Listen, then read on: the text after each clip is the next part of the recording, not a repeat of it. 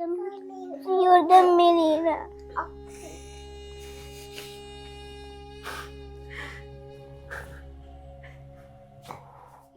Assalomu alaykum. Men Sherif Abdujabbor, Farg'ona viloyati So'x tumanidanman.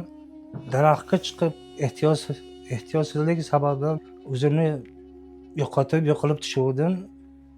O'shandan beri mana bu yerimdan pasini sezmayman. Hozir Hindistonda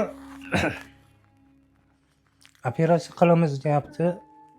O'shanga $40,000 yaqin pul kerak ekan. Shunga iqtisodiy jihatdan yordam berishni so'rab qolaman. Oilada 3 ta farzandim bor. Ota-onam ham pensiyaga chiqqan.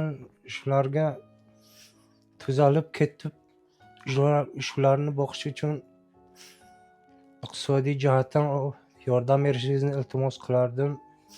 Bo'lmasa internetga umuman chiqmasdim. Shularni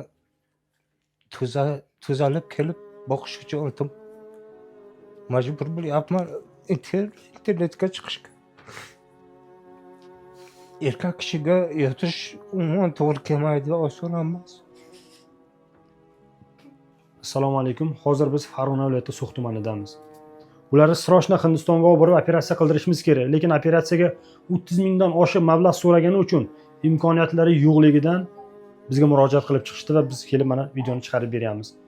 Akamizni 3 ta voyaga yetmagan, ko'rib turganingizdek farzandlari bor.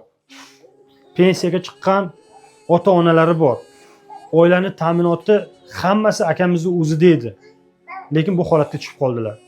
Akamiz uchun bo'lmasa ham yoki boshqalar uchun bo'lmasa ham mana shu 3 ta farzandlari qiynalib qolmasliklari uchun, otasiz qolmasliklari uchun yordam berishingizni iltimos qilamiz.